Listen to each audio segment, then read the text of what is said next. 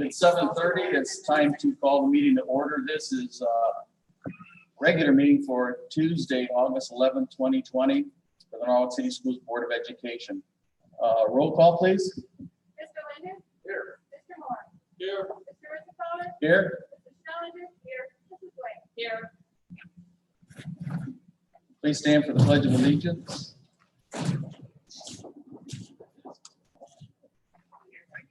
Pledge allegiance to the flag of the United States of America, and to the republic which stands one nation under God, indivisible, with liberty and justice for all.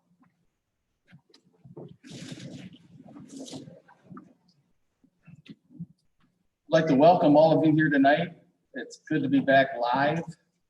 This is the largest crowd this year, so thank you for coming. This time we'd like to adopt the agenda. We have roll call for, or I should say a motion to adopt the agenda. So moved. Thank you, Mr. Moore. We have a second. I'll second it. Thank you, Mrs. Wick.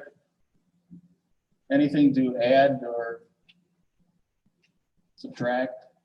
Okay, roll call, please. Mr. Moore? Yes. Mrs. White? Yes. Mr. Linder? Yes. Mr. Ritzenthaler? Yes. Mrs. Schellinger? Yes. At this time, we have public participation. This is number 2 on the agenda. Each person who wishes to address the board will be asked to give his or her name and address.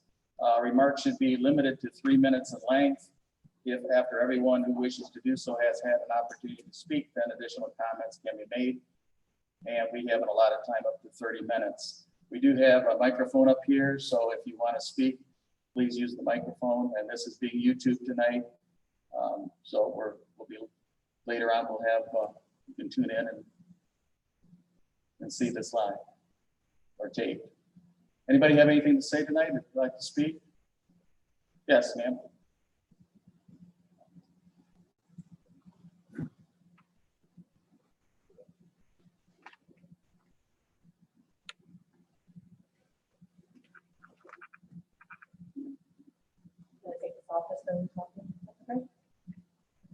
My name is Allison Crawford. I live at 32 Maple Street, Norwalk. I'm here tonight because I have 3 children that are currently attending Norwalk City Schools. I have been a practice administrator and worked in healthcare for 15 years. I have worked during the pandemic every day since it has started and we have found out about the coronavirus. I was under the impression that Norwalk City Schools was going to do a 5-day on-site learning plan. So I was quiet until I got the one call. When I received the one call, I emailed Mr. Fisk and the COVID email with my concerns, and I received 0 response to this day. That alone shows me that we may not be respectful of the parents that are having concerns, getting a very short notice about online education being forced upon children that may not be the best for them. I have done a lot of research during the coronavirus because it is my job to enforce the CDC policies at my practice that has a practice in Huron County and Erie County. During the entire pandemic, I've had 2 children attending daycare full-time. I have done current research since Thursday on the CDC and the American Academy of Pediatrics stance on schooling during the pandemic. Both, I'm not sure if you have currently read both reports, are 100% in favor for on-site learning. Now, I understand that there are going to be a lot of parents that have fears about letting their children come on site. And that is why it is very respectful to have 2 options, an online learning option and a 5-day on-site learning option. A hybrid option does not give both children the academic, the developmental, and the social needs that they are developing right now. We cannot pause the developmental needs of our children. We can't. And I can't think of one thing that is more essential than education. So while we have our Walmarts open and our gas stations and our healthcare providers that cannot stop working, education cannot stop either. I have highlighted a few things. I know I only have 3 minutes, so I want to quickly go over them. In the CDC reports, it is actually saying that there has been already a negative effect on students from just last year ending that cannot be corrected in their learning and their development. So they are saying that the lack of in-person education options harms low-income and minority children and all children that might have learning disabilities. My oldest child that attends your school is on an IEP.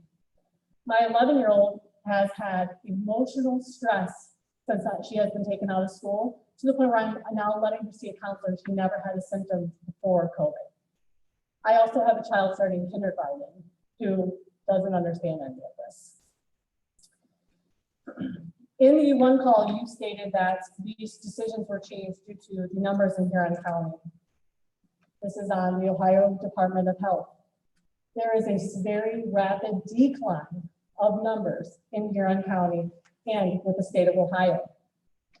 The numbers that affect child ages in school are the lowest out of all children and of all adults. In both of these studies, it actually shows that the likelihood of a child in school age to spread the coronavirus or to get ill themselves is less likely than the flu. And I know everyone hates when it's compared to the flu, but it is in the CDC report. On top of that, I personally have had the daycare that they wanted us to represent, which is Junior Explorers, have had 60 children going full time. Most of the parents are healthcare workers, and they have had 1 child test positive since February during this. The child had low-grade fever symptom for 1 day and was symptom-free within 48 hours. I understand that that's not going to be the case in all, but since the one call stated that this choice was made because of the Huron County numbers, I respectfully ask what numbers you're talking about. There has been 0 deaths of child age of COVID in Huron County. There's been 0 hospital admissions. There has been 0 any kind of non-recovering of children of this school age.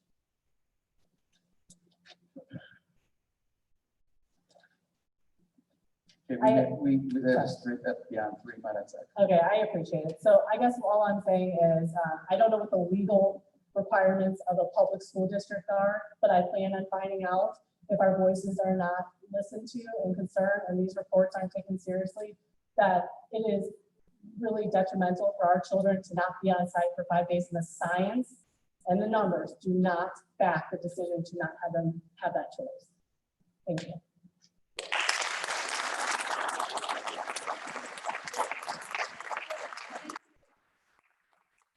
I will say this, if you're, and any parents trying to get a hold of Mr. Fisk, if you have a problem getting a hold of him, we will see that he does get back with you. Please, if you reach one of the secretaries, please give your name and your number so they can get back to you. If they don't, try it again, but we want you to be heard. We want Mr. Fisk to answer your questions, and he has promised us that he will get back with you, and it may take some time, may not be that day because they are inundated with so many calls from parents. So please be patient, get back. I will apologize, Ms. Crawford. I did receive your email. I read it. There wasn't a question. It was a statement, so I shared it with our administrative staff. So we did read it, and I did share it out. But I didn't respond because it didn't have a specific question. So I apologize for not having an actual response, but we did read it and share it out. Okay, next. Hello, I'm Bethany Chine, 1411 New State Road in Norwalk. And I also have concerns. My son is entering 9th grade, getting the late notice on not having the 5-day-a-week option. I do understand the concerns of the spread and the concerns of the teachers getting exposed. But they're going to be exposed whether it's 2 days a week or 5 days a week. I'm not sure what the reasoning for having the 2-day only option is. And again, with my son in 9th grade, we have him on honors programs. We want him to be able to do those. I don't feel that the Compass is going to teach him what he can learn in person. Beyond that, if I knew Norwalk was not going to give that 5-day option, I would have looked to see open enrollments at the other surrounding schools that are still offering. At this point in time, I feel it's really too late to have that option. So I would ask that you would look again at having the 5-day option.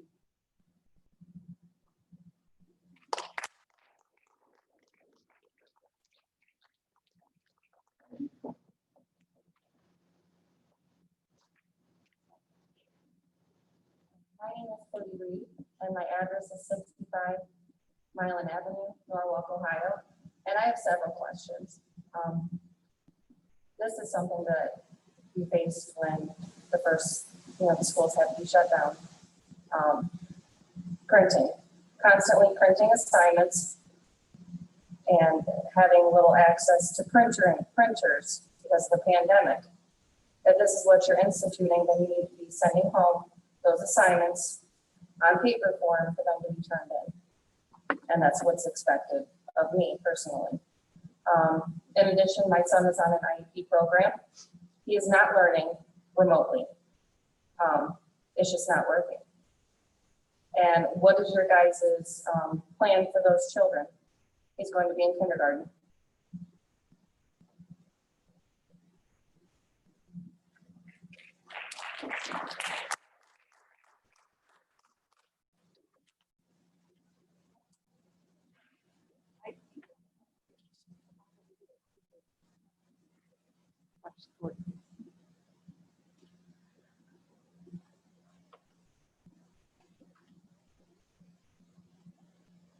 My name is Candy Eden, and my address is 31 Clark Street in Wakeman, Ohio. Got married a few years ago, moved there, but I have opted ever since to keep my children open enrolled in Norwalk because it's been their entire life in Norwalk City Schools. Everything to my children. I have twins that will be sophomores and a child that will be an 8th grader. My sophomores and my 8th grader have always been honor students. When you close school in March, let's just say that was the worst possible thing. It didn't work. It didn't function. I was taking my kids with me to work to try to do schoolwork and to try to help them and do my job and take care of my clients. It doesn't work. You can't leave them home alone all day to do that. It does not work. They were isolated. They were quarantined, which I do understand that is, that was not you, that was our governor. What I'm asking you to consider is the impact of continuing this for these children. When this happened and they were suddenly cut off from everything, all their friends, their school, their activities in a heartbeat. Very fortunately, it was none of my 3 kids, but I am that house that all the kids come to. I am the house last year that the freshman football team was in my living room after the Friday night games. And we had them at Whitney on Saturday morning for the freshman games and the JV games. I am that house. During this, because of this, kids that were coming out of their shell, that, all of a sudden were getting involved in things because they were in high school and started to blossom. My twins and my younger one during this both had a very dear friend that was so far gone and depressed. Not only was counseling needed, one was suicidal, and there was a morning on my way to work, I called a mom and said, did the football coaches get a hold of you? We did not know they were gonna find his body or if he was alive. So I am begging you, you are the school board. These children are your number one priority, period. I'm an insurance agent, so I'm an essential worker. I worked this entire time. My husband's a diesel mechanic, and so did he, and so did all of our friends. I saw clients every single day. The teachers are also essential workers. We work this whole thing, and they need to go back to work too and put the kids first.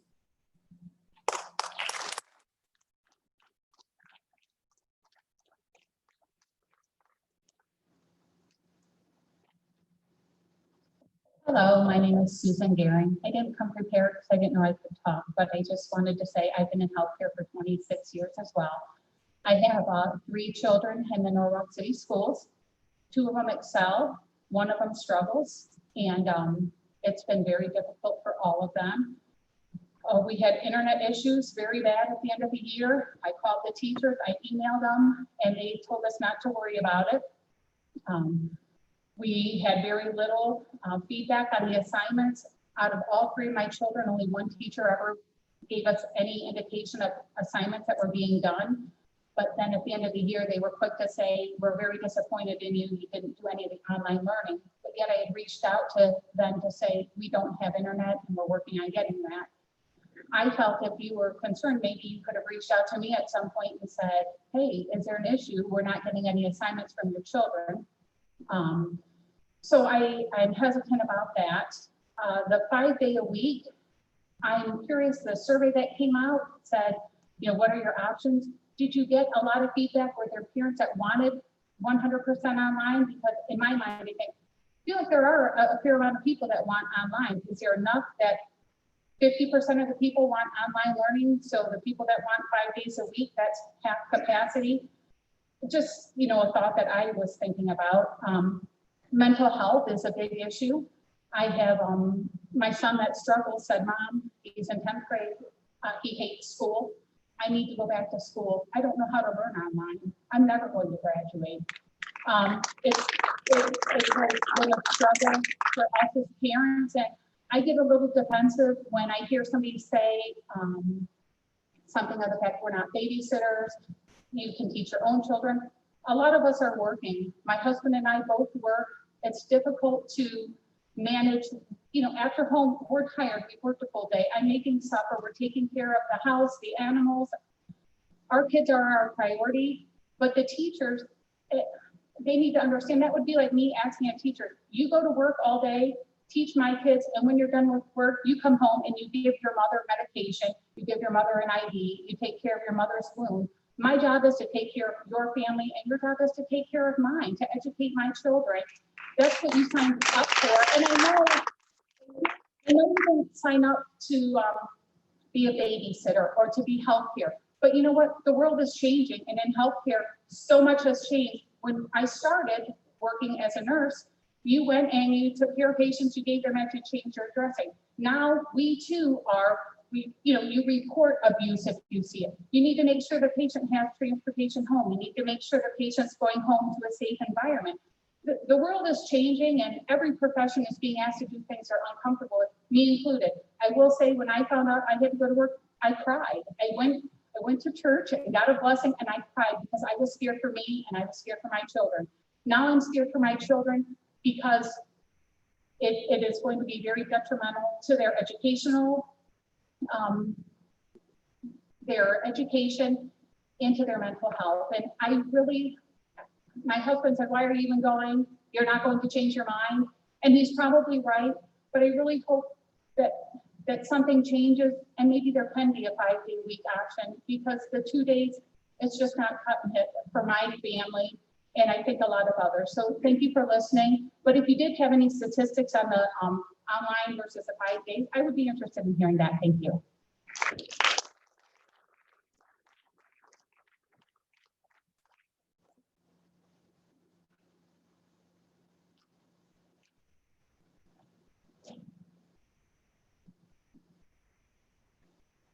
Good evening. My name is Jennifer Resnick. I live at 12 Dover Avenue. I have 4 children that attend Norwalk City Schools. One being on IEP, one that struggles severely bad, and 2 that are in the gifted program. Starting in May when we had to do all the online, it just didn't work for my family. I'm a single mom. I work 2 jobs. I feel like last year the kids were absolutely just pushed through the system. I was one of those moms that I would work 12 hours a day, come home, make sure all the homework was done. We were up till 10, 11 o'clock on computers. And then we busted our butts off. And then to get a report card to say, due to the COVID, nobody's being retained. So right there shows that everybody pretty much was pushed through the system. So how many kids are going to struggle this year going into school? I just wish that you guys would take into consideration for us parents that do work, or for the parents that just want their kids to be able to have the social life back. Let us that want our kids to come back sign a waiver. We'll sign a waiver saying, we won't do nothing as long as our kids can go 5 days a week. And those parents that want their kids to be online schooling, let them. I feel like that survey went out there and it was kind of like a waste of time for us, because I think the percentage was online or something. I think the 5 days a week was pretty high with the parents. So you guys could just take in consideration for us families that want our kids back 5 days a week and let us sign a waiver. Thank you.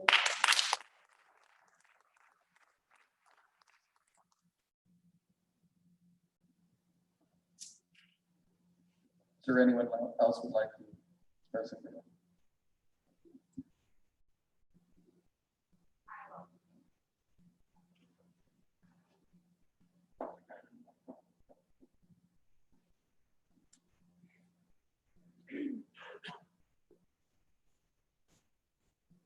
My name is Melissa Sig, and I have 4 children that attend Norwalk City Schools. One going into high school, going into middle school, 2nd grade, and kindergarten. All 4 have struggled since school has closed. My youngest is on an IEP, has not received any help since. What do you think will happen to him this coming year?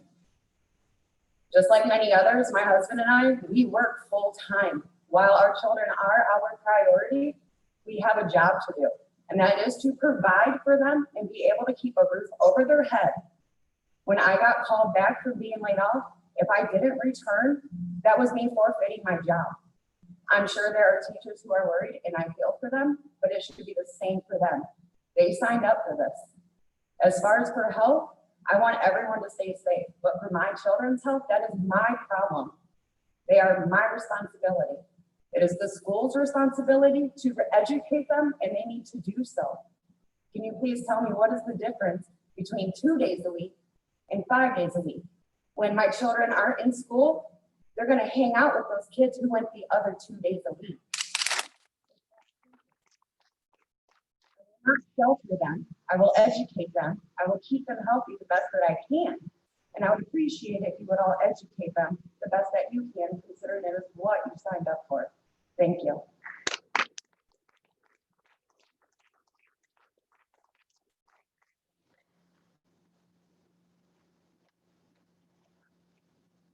Good evening, folks. My name is Janet Nelson. I live at 15 Sycamore Drive here in town. I took my daughter out of Edison last year to become a Norwalk trucker like I was.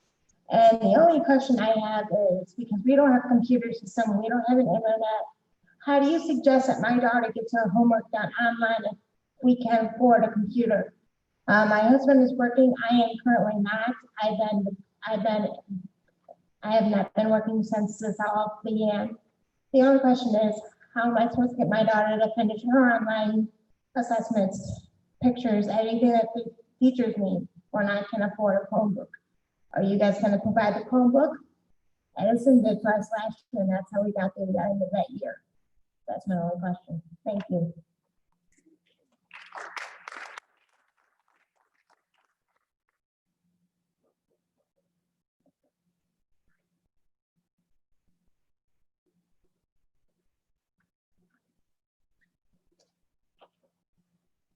Hi, my name is Sarah Lynn. I live at 13 Fairwood Ave, Norwalk, Ohio. I have 2 children in Norwalk.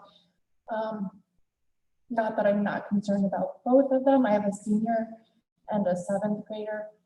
And my senior is super concerned. He wants to major in pre-med. So right there is your future taking care of you because he wants to be an orthopedic surgeon. I can't teach math and science at home. Can't do chemistry labs at home. And I personally don't think that that can be done virtually. He wants to be in the classroom, even minus the social aspect. He checked the boxes, if you will, in the spring to get his homework done so he could go out and kick the soccer ball or shoot hoops. Or he was teaching his brother who's in seventh grade. I don't want my seventh grader taught by my senior.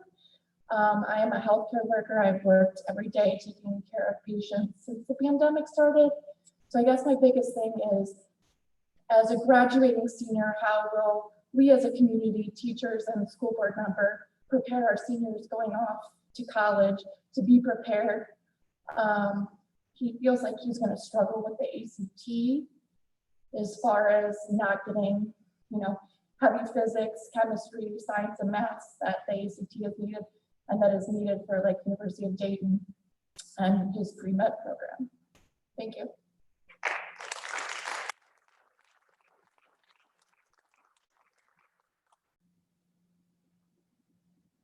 Is there anyone else who'd like to speak tonight?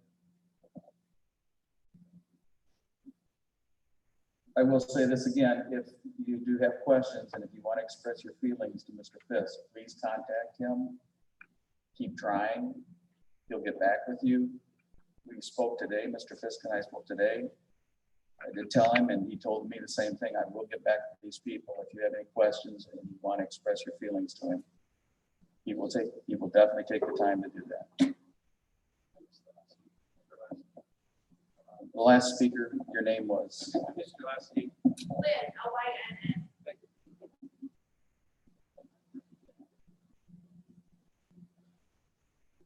All right, treasurer's report.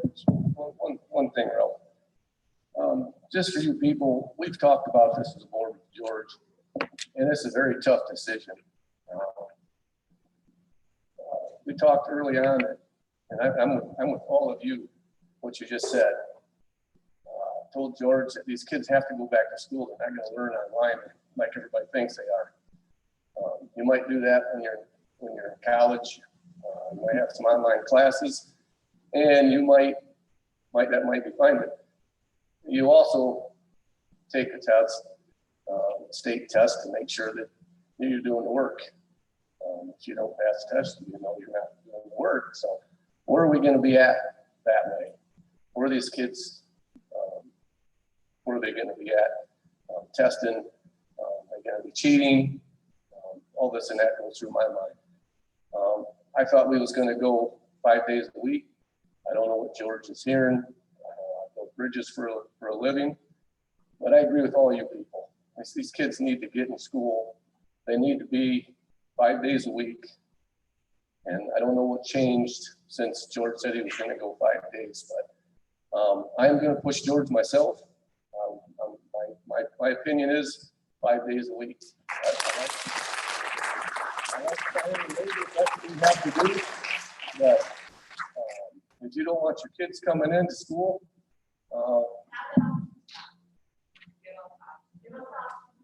give them the option. I agree. The only thing is that I see, we've had an incident on the volleyball team. People have to help us out. The girl's sick and she still comes to volleyball practice. So the whole volleyball team's down. Is that correct, George? She became symptomatic. The student became symptomatic that afternoon after practice. So we need your help. Keep these kids at home when they're sick. Even if they do have symptoms and they do contract that virus, it isn't like they will handle it and recover, correct? Yeah, correct. Look at the statistics. If you have not had it, you will most likely get it. The mask won't stop it. How small or large your group is or where you are will not stop it. That is a virus.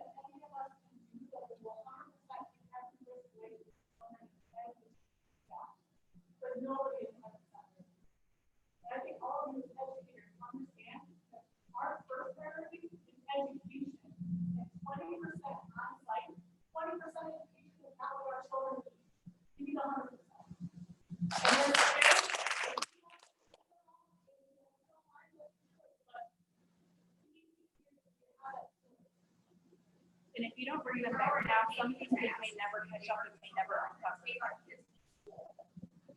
How many times was school shut down for flu outbreak, measles, mumps, rubella? Thank you. Deadly disease. We'll recognize the microphone. If you want to come back, we'll let you come back up here. I just have a quick comment. My name is Bridget Tyler. I live at 6 Deerfield in Norwalk, Ohio. My husband and I have 4 children that attend Norwalk schools. The daughter's 17, who's going to be a senior. 14, who's going to be a freshman. 11, who's a 6th grader, and an 8-year-old who's going to be a 3rd grader. And Amy mentioned the volleyball situation. My 3 daughters are all on the volleyball team. And we're very aware that we're now quarantined for the next 14 days. And by the way, I'm also a registered nurse for the last 20 years. And I have 0 concerns because they're going to get it. They're going to get it and they're going to recover 99.6%. So and like the others are saying, they're going to get it, they're going to recover well, with the exception, and we understand that there are children who are at high risk, but we have very, very few of those children in our school district, and those parents are taking responsibility for their children, just like we will take responsibility for our children. My children, my daughters are in the volleyball program. They have been on the volleyball team for years. And this particular player knew that she was sick, she knew her symptoms, and she responded appropriately by not returning to practice the next day. She followed what she was supposed to do, she followed the rules, the rest of the team followed the rules, and based on the Huron County's health department's recommendations, we are now out for 2 weeks. And as a result, we have to now show up to our first team, or our first season opening game with 0 practice, 0 scrimmages, and we're highly, highly disappointed. But aside from that, I also am 4 or 5 days returning to school because I too believe that in Norwalk we've been very proud of our school district. We always have. We love our teachers. We respect our teachers, and we know that you guys have been very proud of the programs that you have introduced to us over the years. We've been very proud of the fact that you guys have been, we have one of the best programs, the best classes, the best, you guys offer the best programs out of all the school systems around. Now, my 4 children happen to be students that excel, and I'm very proud of that. I've done my job. We have our children at home. They're honor students. They get great grades.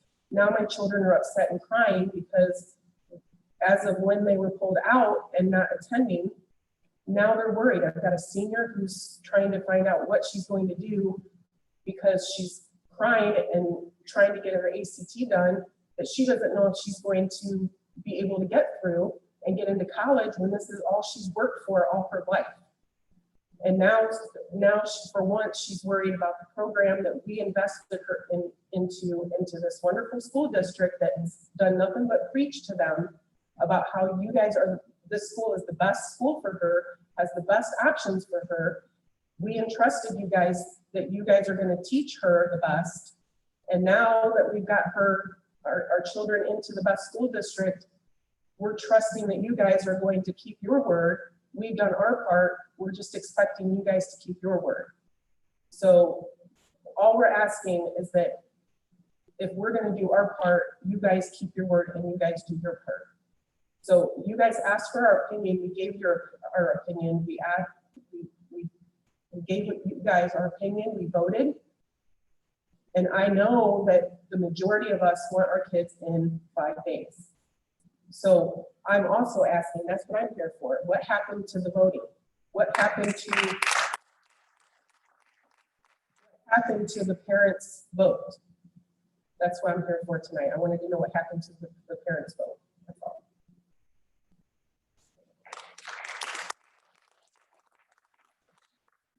my son graduated already, and so I don't have a child in school. But if I did, I would be sitting out there with you, and I would also be speaking. I believe that our kids, they're our future. Education is tremendous need for the future of our country, basically.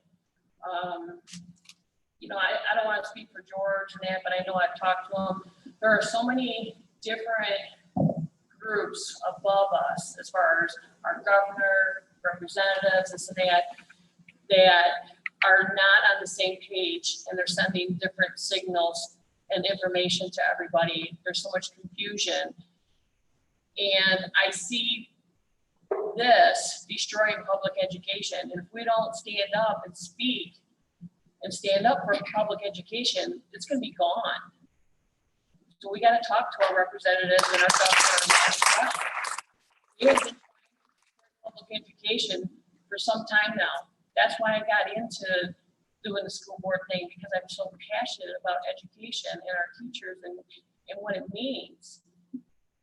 So I appreciate everybody coming here and speaking up, because that's what you need to do, is speak up.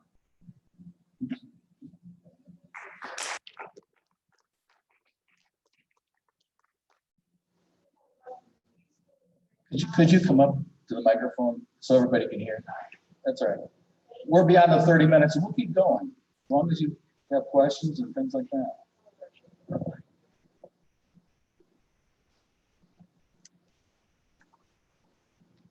Each school district have the choice right now legally in the state of Ohio. Does each school district have the choice on how to proceed in the school year? Yeah.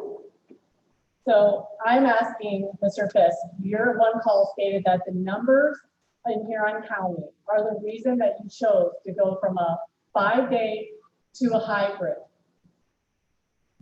As I stated, I've done nothing but research since I received that one call, and I have been doing research for my own for a while. Huron County's numbers have been going down since July. That's Huron County, and that is what we should be worrying about, but also the state of Ohio. The American Academy of Pediatrics, the CDC, all recommend on-site schooling. So you said you're getting mixed signals. I can only tell you on secondhand that I heard today the governor said it is safe to go back to school. The physicians today on the governor's talk said to go back to school. We have physicians in our county, infectious disease, family practice, advocating right now for their school district, which happens to be Edison. They're physicians going to their school board tomorrow, advocating for 5-day on-site. What changed from when you decided till Thursday, when the numbers have not changed except for declining, that made you decide to change that, even though you had 50% of the parents want on-site?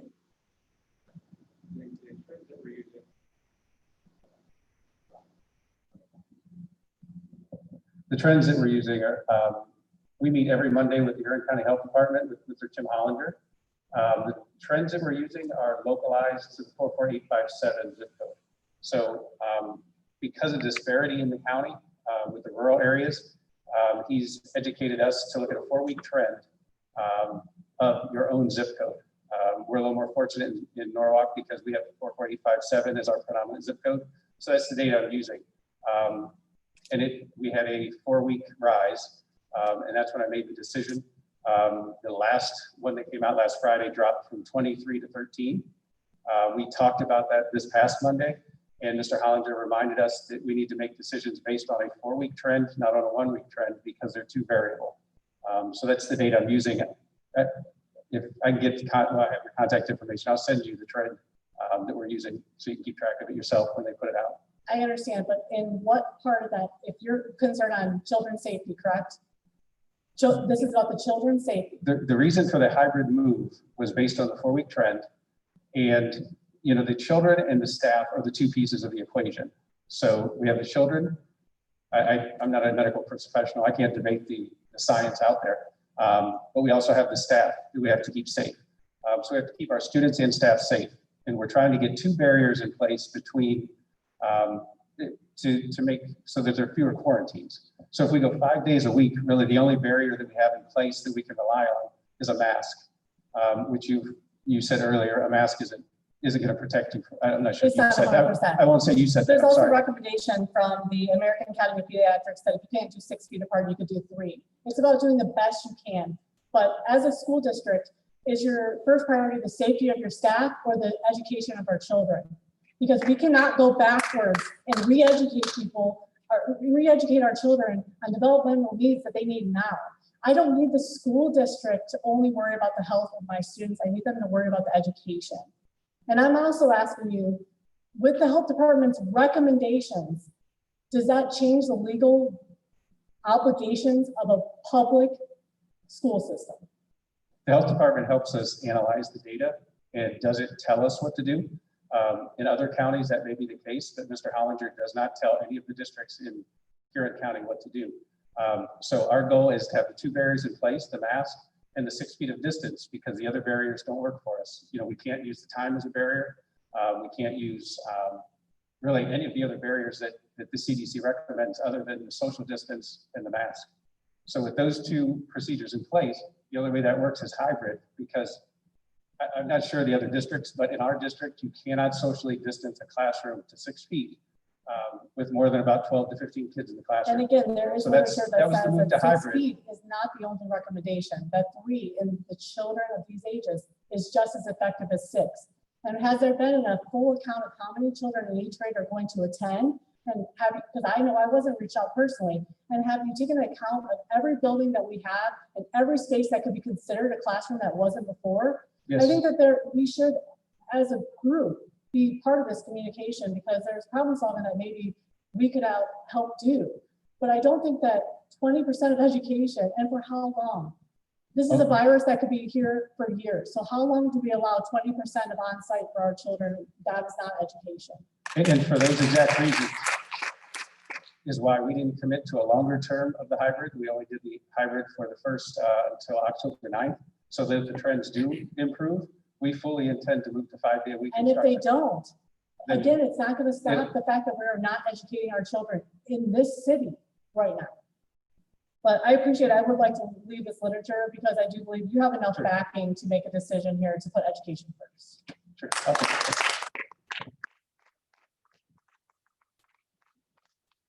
And I do have one other quick question. Yes, so everybody can hear. Oh,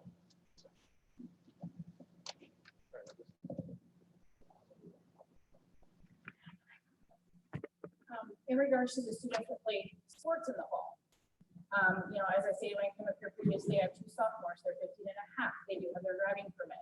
And as I stated, when I got married with the Wakeman, my kids have been here since preschool. They did 2 years of preschool here, they've been in Norwalk, you know, since they were 4. I work in Clyde.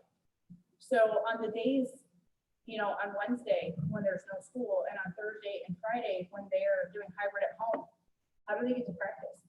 I work until 5, my husband works until 5:30, and I know freshmen and sophomores, how do you expect them to be able to get here? Their parents have jobs.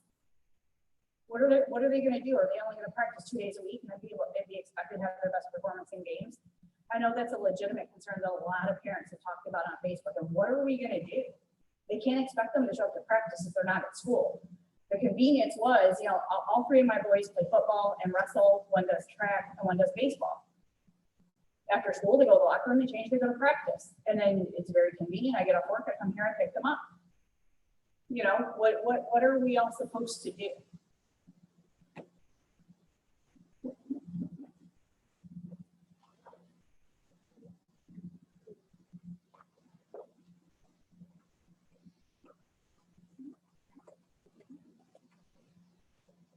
And I'd like to add one more thing. I am a mental health counselor in Norwalk. We've been seeing clients. Yes, I know there's concerns. As being a counselor, I received an email from the Ohio Bureau of Workers' Comp. I just received one today at 4:25. I'm not sure if anyone else is on that list, but it comes from the Office of Governor DeWine. And on it, it states who in our areas as of today, or actually as of August 6th, it says, are looking at the hybrid 5-day fully remote etc. for Ohio. Huron County does appear to be a good mixture of the 5-day or hybrid. As I said before, I wish I knew you were planning on going to the hybrid sooner, so I could have open enrolled my son in one of the schools next to us who is giving us that option still. You asked for the option, the survey, we gave your option. But just for other notes, it does appear that Richland County, Erie County, Mansfield County, I'm not familiar with all the counties, but one down and to the left of us as well, are almost entirely 5-day a week. So I would again ask, can we have that option back?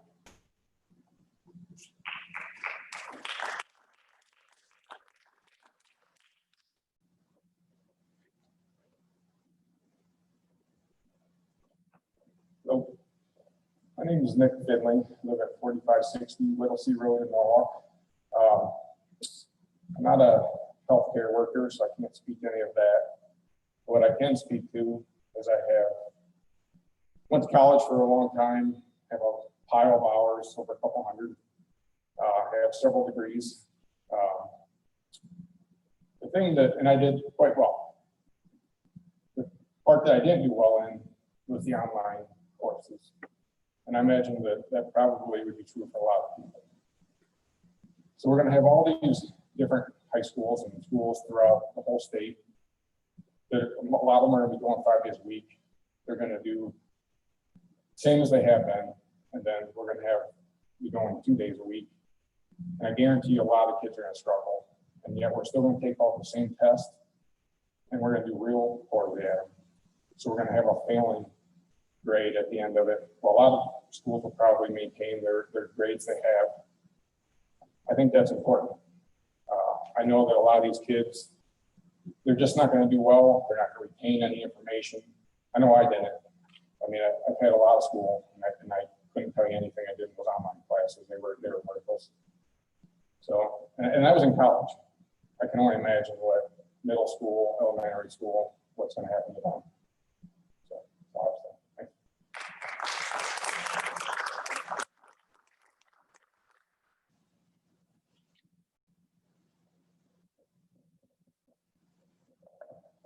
Yeah, I'd just like to make just a quick comment.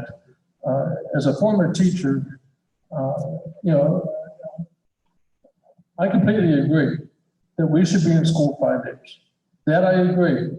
But our goal also is to help prevent this thing from spreading among our students.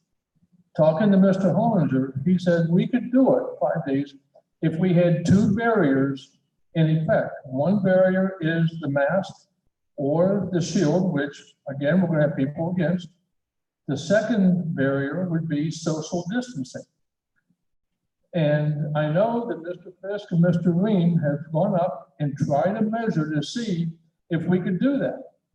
With the amount of space we have, there's no way we can do that, which means we're back to 1 barrier. And I don't think that's enough to prevent this. Our goal as a board, as administration, I can verify that we're all in it for the same goal. We're all in it to get back in there in 5 days. That's why Mr. Fisk said October 9th and not a quarter. Our goal is to get back in there, if not sooner. You know, if things keep improving, like everyone says they are, then maybe we can get back in there before October 9th. But that's my goal too. But until then, we have to prevent the staff and the students from at least, spreading it at all. And if we get 1 or 2 kids deathly sick, that's 1 or 2 too many for me.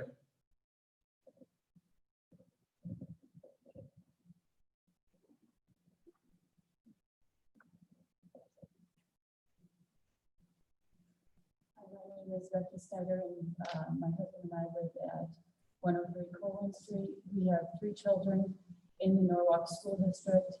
And I guess my question for you is, what are you expecting from the structure of online learning? If parents are working Are we setting alarms for our children to be in classes on Zoom at a certain time? What is the structure going to look like? I think we can all agree that we love our children. None of us want our kids sick. None of the parents here, none of the ones that are wanting to keep their kids home. If you want to keep your children home, by all means, you should have that right during a national pandemic. I also would like to know, 5 days ago or whenever, I don't even remember when we were alerted that we would be back in school 5 days a week, and most parents jumped for joy because our kids have had 5 months in front of technology, movies, TV, any type of electronics. I know that my husband and I are very strict about that with our children, and constantly are redirecting. How are we lessening the amount of consumption that our children are having on electronics when they're doing 3 days of in-school learning? What does that look like? Are we sending packets home to for these students, or will they be sitting in front of screens this entire time? And what changed? I was going to ask about the 6 feet difference from when you said we were going to be in school 5 days a week to now we're going to be in hybrid learning. They weren't going to be 6 feet apart when you made a decision to do 5 days of learning. So I'm confused and would like to know where the discrepancy is there. And then also, how is the structure of the online learning looking?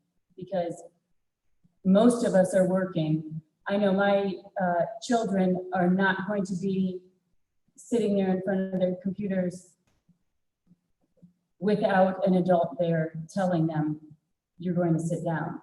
It was a big struggle in the spring for my, my 2 youngest, not my daughter, but. So how is that, what does that look like for parents? What does that look like for students, and what does that look like for teachers?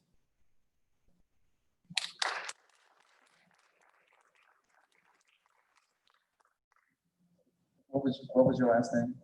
Snyder. Snyder.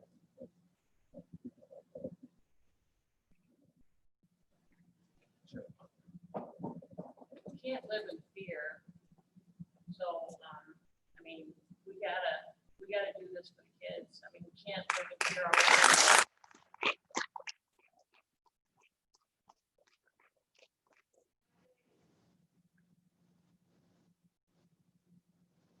Again, my name is Cody Reed. I didn't mention before, but I work in healthcare.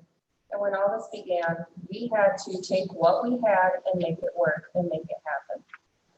I won't go into script and where I work or what I do exactly, but it was a big change for all of us.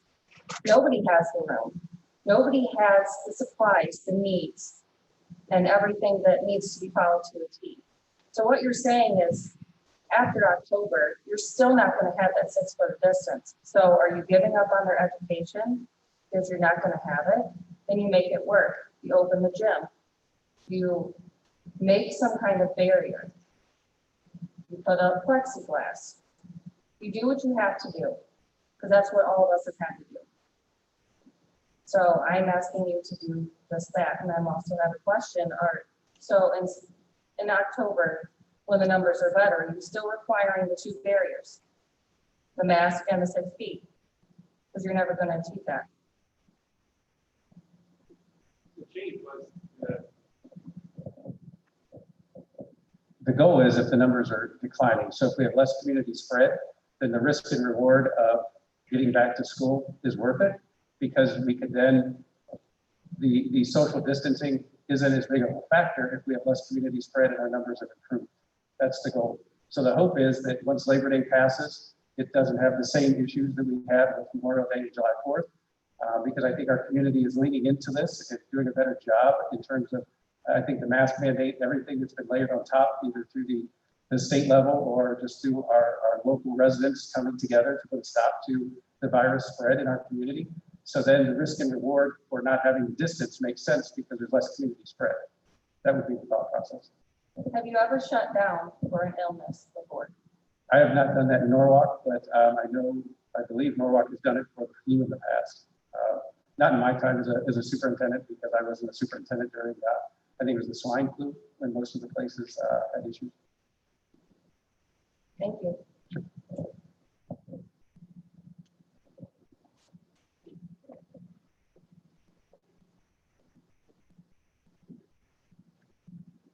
I would just like to ask, what's the harm in trying? As opposed to, I'm not against the idea of 2 days a week. I've been on the front lines, taking care of, I know that COVID is real. I'm a nurse, I've taken care of COVID patients. I've seen what it does to people. I've seen what it does to high-risk people, high-risk patients. I've seen what it does. Guess what? I've never seen what it does to children, because it's just not doing it to children. So, but I understand, because I'm in the health field, I understand that the children are asymptomatic, they're passing it to teachers. They're asymptomatic, they're taking it to high-risk people, I understand that.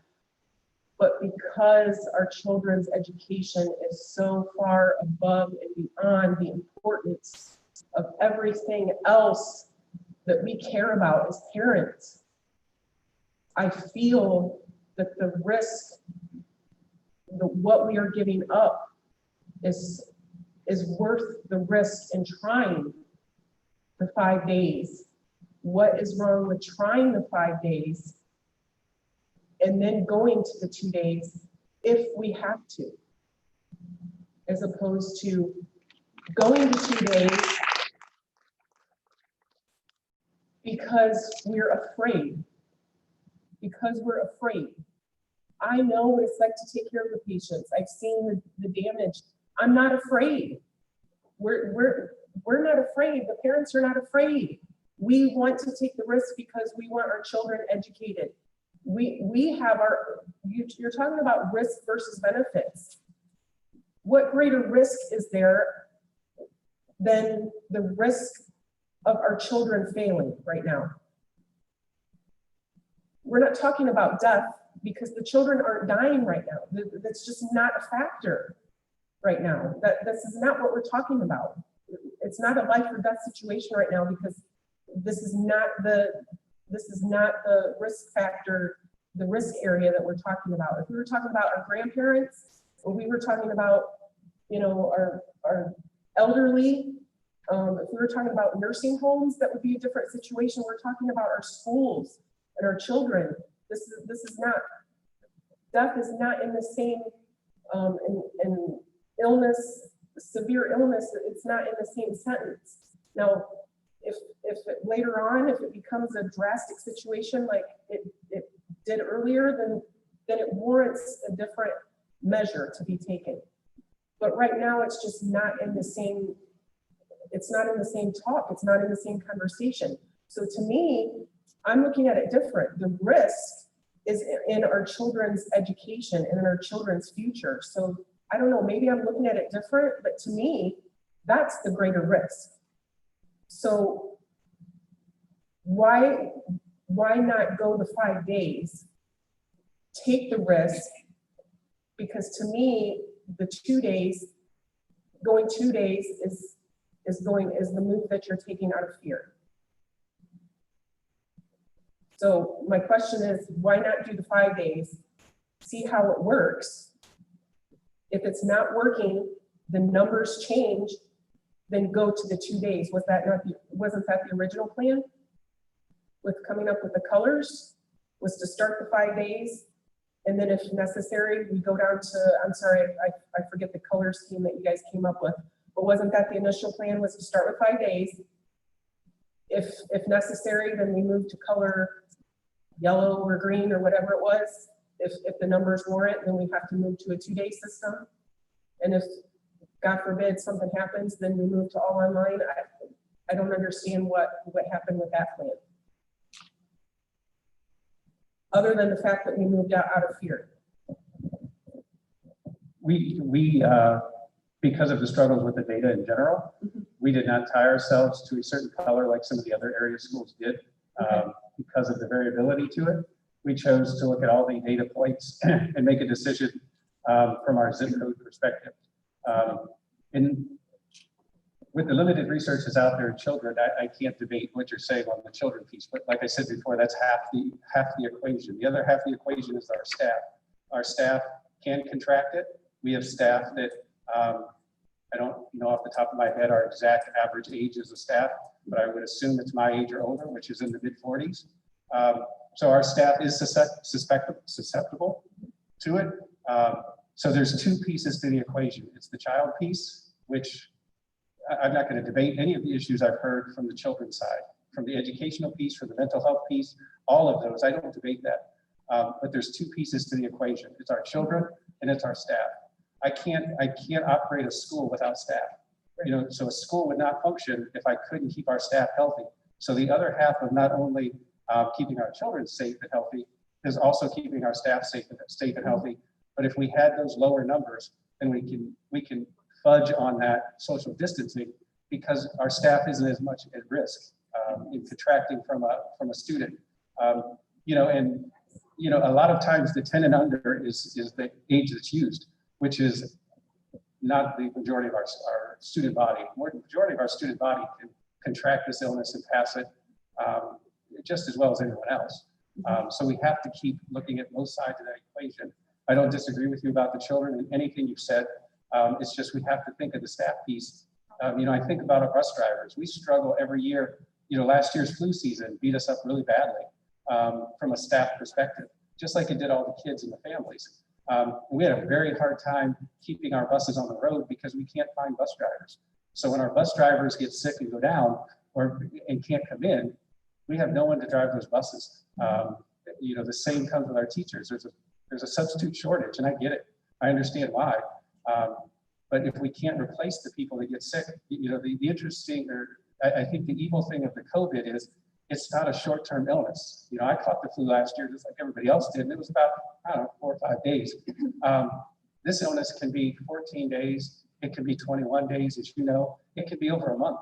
You know, there's a lot of staffing issues that develop from that. So if we can prevent those until our community gets the numbers down, that's the key.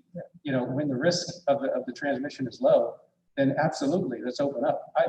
You know, we've been meeting through Zoom with all of our buildings, and I've told every one of them, I'll continue to tell them, I firmly believe at some point this year, we will be 5 days a week in person. I just can't predict when that is. But I believe it in my heart that at some point this year, the Norwalk City Schools will have every single person that wants to be here. We all have the same goal. It's just I can't predict the timeline. That's really the only place that we're disagreeing is the timeline. But just to your point, like you said, the virus is here to stay. Those issues that you mentioned are going to be issues whether we're here 2 days a week or we're 5 days a week. And the sooner we adapt to those issues and make it work for our children, the better.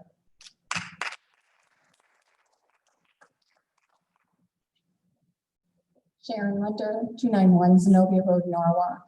You talk about staff. I'm staff. I see there are some teachers here. Staff has not stepped forward. I am not concerned. I'm the one who does attendance. I'm the one that sick kids all come to. I don't have an issue. My daughter is a respiratory therapy supervisor at Akron City Hospital. She has seen it all. But she still comes home to her 1-year-old baby. She's not concerned because she takes the protocol and uses her PPE, comes home. She's not concerned. I'm not concerned being around her after being with COVID patients. I just think if we all act responsibly, we can get through this. I feel bad for you because no matter what you do is going to be wrong in somebody's eyes. But I just want to let you know as an employee, I'm not concerned.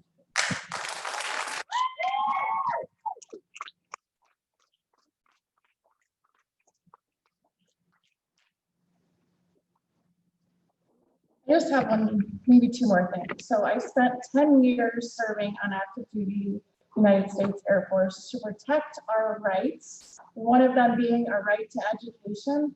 And I don't feel like any of us, on my tours, Iraq, Afghanistan, to protect the American flag and the American people, I don't feel like anybody in this room can take that simple right away of going to school.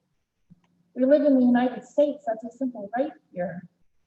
The next thing is, can we use plexiglass as we talk about a second barrier?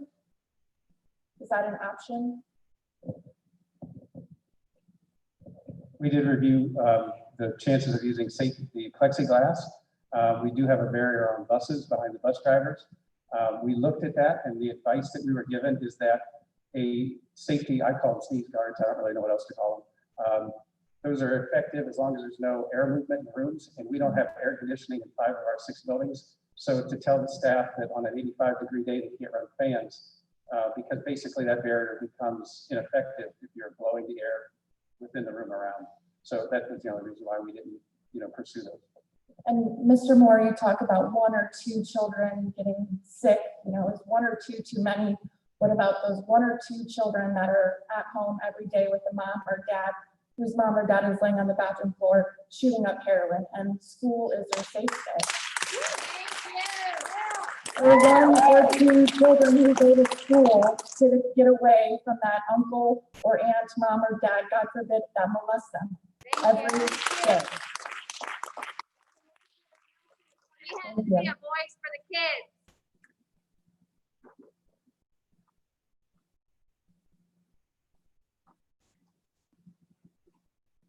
Hello, Kurt Livingston, 2241 Geiger Road in Monroeville. And all the points that everybody mentioned here was right on point, exactly what we've been talking about.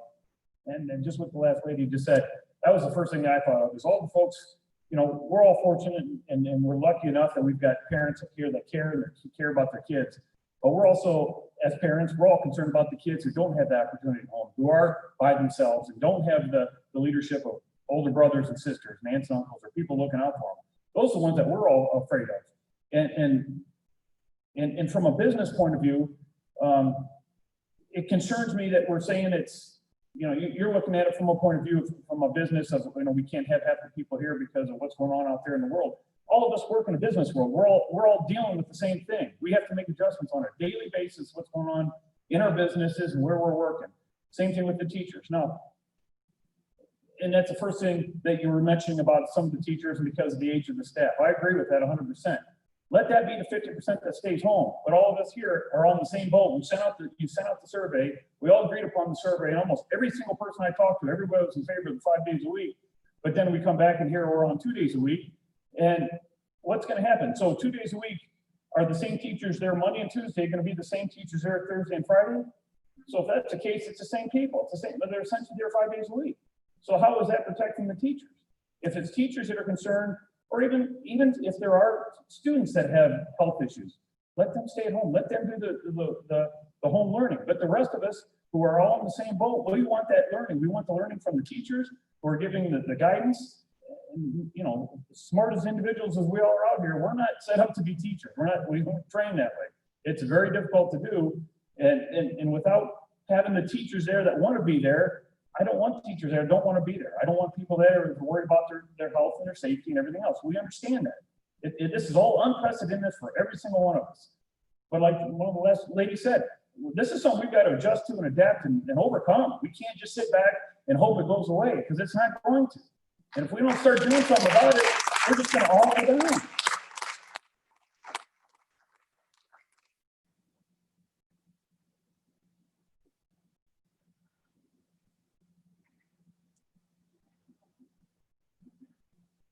And just also, you are not protecting the kids by doing this because your football team, your wrestling team, a lot of these kids that play sports, they have a social distance since April and they're fine.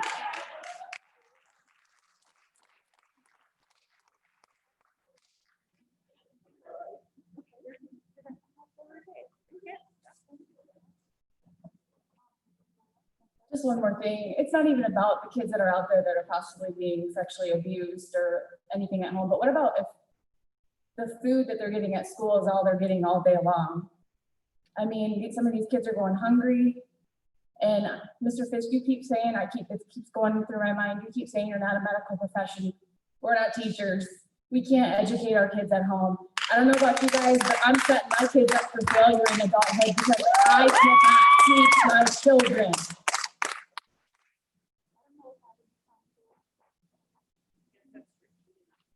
Just had a final couple things. First of all, thank you to the teacher who did speak. I would definitely ask anyone else, other teachers, please, we want to know your thoughts too.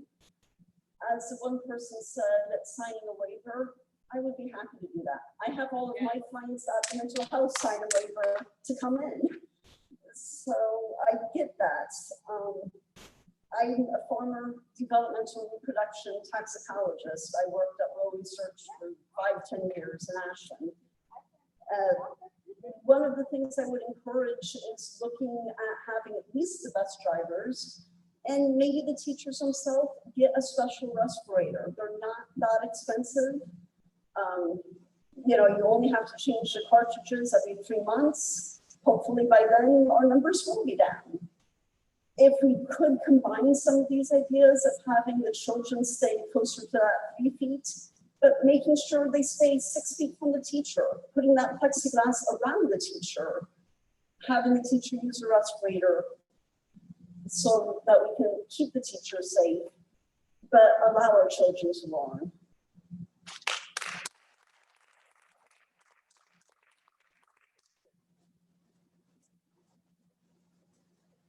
First, just want to say thanks for listening to us all. Kind of feel like we're all attacking you. Real sorry. So, you know, we love Norwalk City Schools. We love our teachers. I did not grow up in Norwalk. My husband did, but there's a reason we stayed, and all of our kids are enrolled. So I think that's the big thing. I mean, we love our teachers. We appreciate them. And quite honestly, we can't do this without them. If they're not educating my kids, they won't succeed. I can't do it. I can't work full-time outside of the home and then educate them. And I don't think teachers should have to be educating in school and then doing it out, you know, online. They have families also. You're asking a lot from a lot of people that really it just can't be given. But with that being said, do you think it could be an option for parents to have that choice to do full-time virtual learning or full-time 5 days in school? As someone mentioned before, I mean, I would sign a waiver. Absolutely. Do you We think signed a that could waiver be an for option, soccer Mr. and Chris? football. That's true. We've already signed waivers. Do you think it could be possible for parents to choose to either do full-time virtual learning or to send their children full-time if a waiver is signed? I discussed that. Somebody had emailed me that question. I'm not sure who it was. I've heard from most of you through email, and I'd like to second exactly what you said, which was most of you in here have emailed me or called me, and the passion is there, but everything has always been respectful. So there's no need to apologize. I don't feel attacked at all. I feel like I'm sitting in front of Norwalk. Talking, are you referring to my emails? I'm not, They are very passionate, but I definitely try to be respectful. passionate to me is not a bad thing. You know, I'd much rather have someone passionate than someone that doesn't care. So I'd much rather sit and listen to you guys and soak it in and take my notes because it has never been disrespectful. And I've shared with the board that I've had a lot of contacts from families on both sides of this issue. And no one has been disrespectful. I've not gotten a single call that I felt, wow, I felt attacked on. It's just passion. And I think that's what's great about Norwalk is no matter where you fall on this issue, there's passion behind, you know, everything we do. There's passion behind our sports teams. There's just as much passion when we sit in here in May and pass out scholarships to kids that are, you know, the best of the best. So the passion covers all the areas here. In terms of your question about the liability waiver, I did discuss that with our school attorney, and he didn't support that recommendation to pursue that avenue. Just from the legal perspective, it wouldn't really accomplish anything in terms of having a waiver. So we can't do it without a waiver either? I'm all for in-person education once we get these numbers under control. But you keep saying hopefully by October. Absolutely. If you take it back to March, you realize that shutdown was only supposed to be 2 weeks. And here we are in August and I can't get my kids to school. Yeah. But we can. We're trying to give the best of both worlds with the hybrid. And that's just where we're at with it now. Like I said, you know, we'll work with Tim Hollinger with Huron County Public Health, and we'll make a data-driven decision. You know, I've implored amongst our central office staff that this will not be a political decision. It will not be a decision based on how we all feel. It'll be driven by the advice we get from the health department and the data that we can see. So that's going to drive everything. And I, like I said earlier, I firmly believe our community is going to lean into this. You know, we look down the street, excuse me, I'm sorry. We just look down the road and we see Willard, who, you know, if you said just a few weeks ago you were from Willard, I'm sure there was a lot of dirty looks you would get, but they have leaned into it as a community. They've come together, they've done there's all the precautions that are needed, and they've really dropped their numbers. And I believe Norwalk can do the same thing. And I think you saw it Friday with the drop from the 23 that we had down to I think it was 12 or 13. You know, so I believe Norwalk will lean into this and we'll get our kids in. I tell everybody that we have the same goal. It's just, I can't predict the timeline. I believe it'll be October 12th and it may be sooner, but it'll be driven by the data. But we'll have to give parents a little bit of lead time. I'll just share with that, you know, when we get through our 4 weeks, if it's good, I don't want to turn on the drop of a dime. The reason we made this decision when we did is because we knew the childcare issues that were going to be manifest from this, and we wanted to give parents as long as we could. But we were waiting for that 4th week of data to come out to show us, and then we were able to make the announcement. So we tried to give everyone as much time as we could, because we know the childcare implications of this model are very troubling and very challenging for families to accommodate. So we want to be in person. We want to get there. All the staff I talk to, you know, our staff, you know, wants to be in. You know, they're concerned like everybody is. You know, when you go out in public, but our staff, to a T, has wanted to be back in person with their kids. You know, so they're pushing for that. We just need to do it safely. So we have the same goal. We just gotta get there, you know, at a time that's agreeable for all of us based on the data. But I appreciate your passion. Keep it up. And I just want to say thank you too for listening as well. I'm so passionate because I have such great respect for all the teachers and employers of the Norwalk School District. So thank you for listening. I actually did meet personally with the Huron County Commissioner of Public Health today as well. Talked to him for a good hour myself in regards to the volleyball situation. And we actually continued our conversation about many things regarding the school's decision as well. And he actually had very good things to say about our school district and how much respect he has for the Norwalk School District. So I told him I would pass that along. But one of the things he shared with me is that, to reiterate what you said, was that over the last 3 weeks, the numbers have steadily declined. And if that should continue, he said that over the next 3 weeks, that he would absolutely be for going back 5 days a week and not waiting until October to do so. I'm asking if that were to happen in the next 2 to 3 weeks, which would be very close to the start of school. Would you agree with that? And is that possible that we could potentially be back in school 5 days before or near the start of school? We're going to use the 4-week trend. So the 4-week downward trend. If I don't have data to support a decision, then I'm not going to use the decision. My only concern with that 4 weeks is that's going to take us right to the beginning of school, and I don't want to pull the rug out underneath of parents. So I know in this group we're good. I could come to you the night before school in this group and we'd be good. You know, but I just want to make a decision that gives all of our families time to adjust. Because no matter what we do, there is implications on families. So I can't commit to exactly if we would start the school year, but if the data does drop and we get good advice from the health commissioner, Mr. Hollinger, then I would have no reason to change path.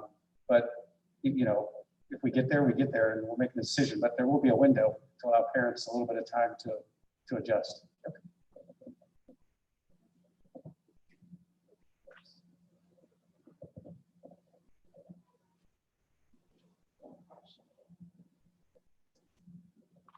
I just have a question, Mr. Fisk. So while you are on the hybrid model, you know, awaiting to bring the kids back 5 days, what have you guys put in place as far as the kids that are really struggling, you know, with the days that they are doing the virtual learning? You know, as I mentioned before, my twins are going to be sophomores. One already knows his career path. He's in school right now getting his private pilot's license. He will have that next year when he turns 17. There's 2 colleges in the country that offer the program for him to go to that are the most recommended. It's Purdue and Kent. His grades cannot tank this year. I mean, they can't. So if he's struggling with geometry or something that's a required subject, or you know, whatever subject that's, you know, not one of his favorites and he's not getting it, you know, last year he really struggled with the way the algebra was being taught. So he was getting dropped off a half an hour early and meeting with Mrs. Pope and getting that extra help. Is that something that's still going to be available? Can they come in on Wednesdays? What is your plan to help the kids who just cannot function with the online learning? And like, he's always been an honor student until this happened. And it's been horrific, and he's been beside himself. And now I'm not going to get into the college that I need to, you know, to do what, you know, you and dad are putting out $10,000 for me to get this part of it done. And now, you know, if we continue with virtual, I mean, he's beside himself crying all the time, rocking back and forth, because if my grades tank, then, you know, this is a waste of money and time, and I can't get into the college that I need to for the career he's already decided on at 15 years old. What do you guys have in place to help those kids that need that extra help when you're not here 5 days? And our staff will be here 5 days. They won't work remotely from home like they did last year. So one of the lessons we learned from last spring, you know, we learned a lot of lessons as we were going. And one of the takeaways we learned is that we need our teachers in the buildings and our support staff in the buildings so that we can provide that support. It was too hard to it was impossible to manage all of those individuals and to get that support organized when people were not physically present in our building. And at the time, you know, the guidance from, you know, the governor was that our buildings should close and we should work remotely. So we didn't have our staff in. But this year, because, you know, we understand this illness a little better and we understand how to, you know, keep people separate and keep them safe, that we can provide a lot more support because we'll actually have our staff here and we can organize and get them, you know, when we have students and their parents that reach out to us, we can meet those needs better because we can actually, you know, work our staff because they're actually here in front of us instead of trying to do it through a Zoom meeting, you know, remotely and try to figure all that out without being able to actually, you know, put the staff into action. So I would expect there to be a lot more support this year, you know, for our students when they need it. Okay. All right. Thank you.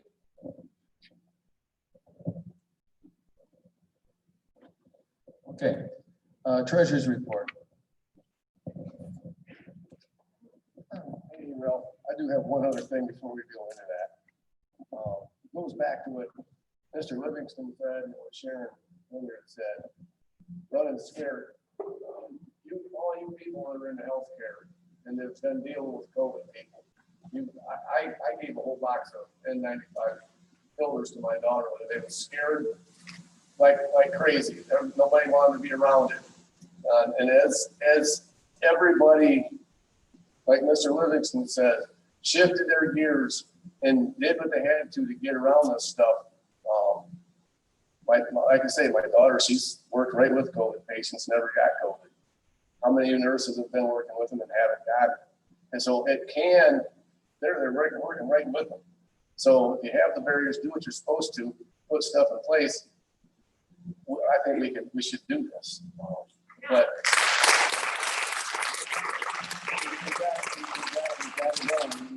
we gotta quit running scared because, like Mr. Livingston said, what happens when you go 5 days and all of a sudden somebody comes in, they're sick? They may not have COVID, but they're going to call it COVID. Okay, so everybody's scared and you shut the schools down. You're going to look like a yo-yo. You're up, you're down, you're up, you're down. You got to make a decision, go with it, and online just isn't it. But my vote is to get going here in 5 days. Thank you. President.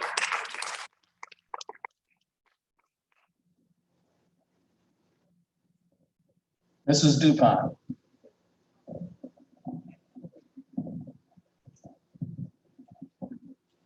Okay, thank you. Can you hear me? before I get started, I just want to thank everyone. I appreciate the fact that you support public education so much, and that if there's any positive that's come out of this, it's that you realize the importance of a traditional public education with teachers. So I do want to thank you for that.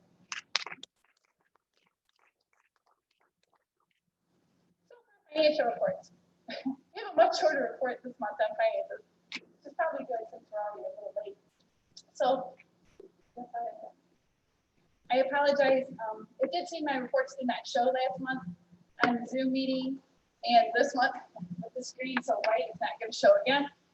But I do want you to know all of the month-end reports are posted on the district's website under the Treasurer's tab by month. So if you wish to see any detail, you can always go there and look. So under the financial reports, I do have to say, unfortunately, it's still bad news on the financial side. This month, the school district income tax arrived, our first payment of the new fiscal year. It was the largest of the quarters. It arrived the end of July. We received over $300,000 less than last year's same quarter. It's pretty depressing. Even in the recession of 2009, we were not that low in collections. You remember the April 2020 payment was for January through March, so we did not expect it to be affected. There was also the change of income tax deadlines from April 15th to July 15th. That may have had an effect on the payment because it was April, May, and June, so it did not include the revised July 15th filing deadline. So it's possible taxpayers that pay estimated or year-end may not have paid and will approve of the next quarterly payment. We'll hope for that. Then we have our minutes. We have the regular meeting, July 21st, 2020. We then have the accept and amend our estimated resource and appropriations. This is what I shared with you last month, but I thought it was actually the GEERS, the Governor's Emergency Education Relief Fund, GERS, not the CRF, Coronavirus Relief Fund for K-12 education. But now we do have the detail on how to access and the fund number. And that's why we need to have this approved so we can put it on appropriation to be able to expend the funds. The CRF fund can be used for necessary expenditures due to public health emergency with respect to COVID-19 that were not accounted for in the budget as of March 27th, 2020, and are incurred in the time period beginning March 1st, 2020 and ending December 30th, 2020. I do have a list of Huron County schools, which probably won't show up because the screen's over. We'll skip that. Next, we have the ESSER allocation. This is the Elementary and Secondary School Emergency Relief Fund. Our allocation was $630,858. This was based on our Title I numbers. The U.S. Department of Education handed down an interim final rule that requires $117,390.03 to be used for equitable services at the private school. So this just requires that we provide St. Paul with the $117,390.03. This will lower our actual allocation to $513,466. Just a reminder, with these relief funds, it sounds like a lot of money, but remember, we just lost under $1 million of state foundation funding over the last school year and this school year. And as of right now, we are $300,000 down on our school district income tax. And of course, traditional public schools were not allowed to access any of the PPP money, the Paycheck Protection Program that both private and charter schools could apply for. So we did not receive any of that money. So for us, the CRF funding and the SSR allocation do help make that up, but they don't quite cover what we've lost so far. And that's actually all I have for Treasurer's reports this month. Okay, do I have a motion to accept all items in the Treasurer's report? Thank you. Do I have a second?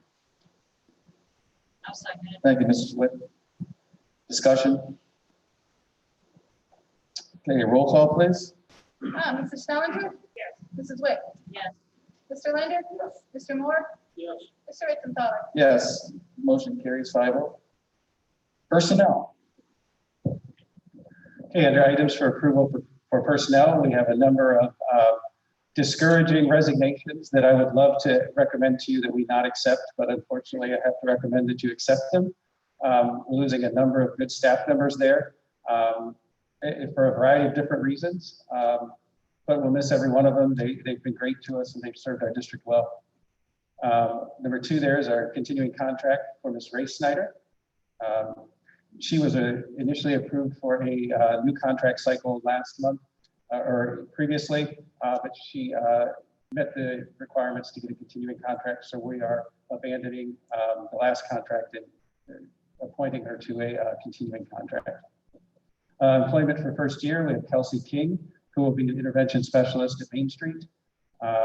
We have Melanie Bowers, who will be an ELL aide to take the place of one of our ELL aides that moved out of the state. Ms. Zerman to teach in lieu of her planning period, for which she uses that time to do transitional services with the students that she sees. Extended time again for Mrs. Zerman for transitional surveys. We have our A and B contracts. As a reminder, these are negotiated items, and it dictates the way in which we use teachers as substitutes when we cannot find substitutes outside of our own staff. Number 8 are the fantastic individuals that are subbing on both our certified and classified side. We could definitely, especially this year, could not operate without them, and we are grateful to have all of them back this year. Number 9, employment and supplemental contracts. As listed, there's quite a few there. Number 10, employment of special contracts for golf, cross country, and football and volleyball at the high school level, and then football at the middle school level, as well as 3 volunteer coaches that and advisors. And once again, we're very thankful that they donate their time to us to the benefit of our children. And those are all the items for approval. I have a question with the high school football. Trey is under the special contract, and he's also listed as volunteer. I'm kind of confused on that one. I'm not sure for the reasoning why it was requested that he was put under both. I can get that answer for you. I thought he was a paid coach, but I'm not sure why he would also be under volunteer.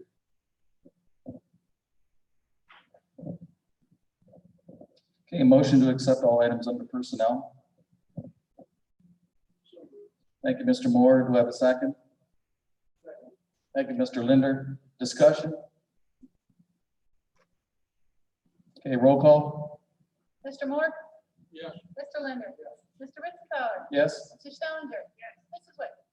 motion carries 5-0. Superintendent's reports. The first item are the tentative bus routes, with the understanding that you are legally required to approve bus routes. For whatever reason, you're legally required to approve them now prior to us really having them finalized. So these are placeholder routes that are pretty close to right, but they will change between now and the beginning of the school year, especially with the variety of learning options we have this year. We have our preschool, our elementary, our Main Street, our middle school, and our Norwalk High School handbooks. No major changes there other than things that are related to COVID. The main one being that masks or face coverings will be addressed as a dress code issue, as we've discussed in the past. And those are all the items for approval. A motion to approve all items in the superintendent report. Thank you, Mrs. Selinger. Thank you. Do you have a second? I'll second it. Thank you. Discussion? Yeah, I see in the preschool handbook, it states that you have to be free of a fever for 24 hours before returning to school. All of the handbooks show 72 hours. Is there a reason for that? Could you repeat it? We couldn't hear now. I said in your handbook for the preschool, it shows 24 hours before returning to school after fever. And all the other handbooks, it shows 72. That's an error by the person that wrote it. It should be the 72. Okay, we need to change that. Any other discussion? Okay, roll call, please. Mrs. Selinger? Yes. Mrs. Wick? Yes. Mr. Linder? Yes. Mr. Moore? Yes. Mr. Ritzenthaler? Yes, I do have one other question on that. go ahead. As far as wondering about if there should be like, if somebody says like wear masks, say you're wearing masks and stuff, and somebody says, hey, I got a pre-existing condition, should there be something in the book as far as having doctor's use kind of thing? You know, you don't want to wear a mask. I'm asking the question. We covered those exceptions in our reopening, our jumpstart plan. And that's where all the exceptions to the face covering policy are listed. So essentially, that's a board policy based on your approval of that in the past. Okay, excellent. Okay, thank you. Let's see, the next item B there, Hovi News. Well, we were gonna go back every day, but I got a phone call yesterday that Hovi is also going to do remote. And that's all based on Erie County, the health department. So apparently the health departments really have a push for my meetings tomorrow morning, so I'll be asking more questions on that. But other than that, they are going to start the 31st as well. Thank you, Mrs. Wick. Item number 6A1, the Good Site lawsuit settlement. Call for a motion to accept this settlement. Thank you, Mr. Moore. Do we have a second? A second. Thank you. Discussion. I will say that this should be the final document, the Good Site case.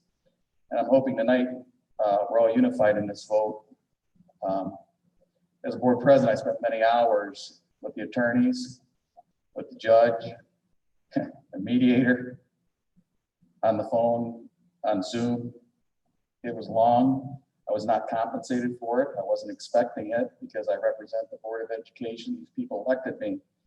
So I was there to work the best deal out in the district, where this district did not have to spend money. As it was, we paid our $2,500 that was required of us. And the insurance company will pick up the rest. If we don't pull this through here and vote in favor of it, I don't want to take the chance of going to court and spending maybe $1 million out of this district's account. So right now the insurance company is covering it. If we pass it here tonight, it's over and we can move on. Anyone else? Yeah, first of all, I'd like to thank you, Mr. Vincent Taylor, for all the work you did that day. I know we had talked about it, and you were tied up all day, and it was a lot of work that day.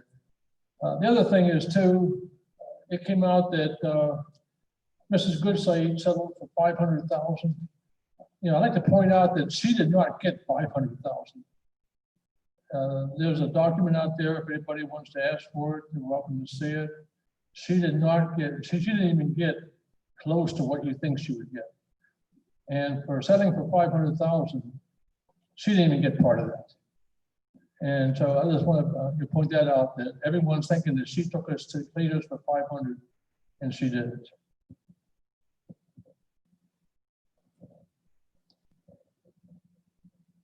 Anyone else like to make a comment on the document? Okay, roll call, please. Mr. Moore? Yes. Mr. Linder? Yes. Mr. Rosenthal? Yes. Mr. Stelter? Yes. Mrs. White? Yes. Yes, thank you. Motion carries 5-0.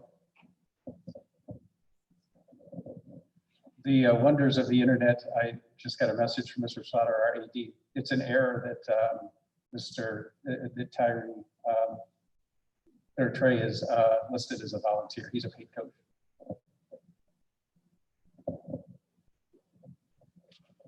Okay, at this time, we need to go to executive session for the evaluation of superintendent and treasurer. I need a motion to go into executive session. Thank you. Do we have a second? Roll call, please. Mrs. White? Yes. Mr. Stelter? Yes. Mr. Linder? Yes. Mr. Moore? Yes. Mr. Rosenthal? Yes. Okay, we'll go into executive session. There is no business after the executive session. just to adjourn.